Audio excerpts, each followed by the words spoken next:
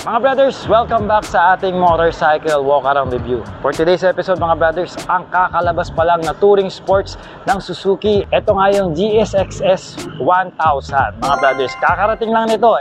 Ito mga brothers is sold na po. Pero ganun pa man, nagkaroon tayo ng madali o sandali ang pagkakataon para ma-discuss sa inyo kung ano yung mga features nito.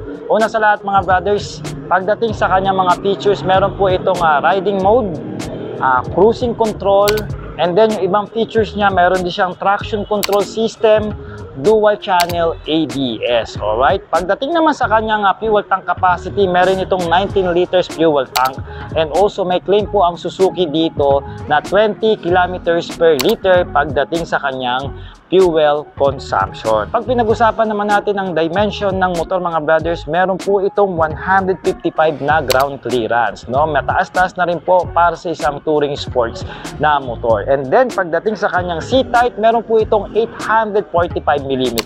So far sa nakikita ko, dapat po mga 5'6 kayo rito pataas. Kung mga katulad ko pong 5'4 o 5'5, baka po tiptoe na kayo at mahihirapan kayong abutin o need nyo pa ng konting practice para makasanayan. So mga brothers, meron itong bigat na 232 kg pagdating sa kanyang total weight, no? So mabigat-bigat na rin po since isa itong 1000cc na big bike, no? Provision na rin po ito sa top box, and then pwede nyo rin po ito lagyan ng side box. At ang isa pa sa maganda rito mga brothers, yung suspension niya is naka-all-ins po ito na merong auto adjustment o auto adapt. So nag-a-adjust po siya, depende po sa dadaanan yung kalsada kung on-road ba yan o off-road. And also nag-a-adjust din ito ng automatic o manual kung meron po kayong back ride. So maririnig nyo po yan dito, yung pinaka-gas tank niya dito na nag-auto adjust. Ayan po yan.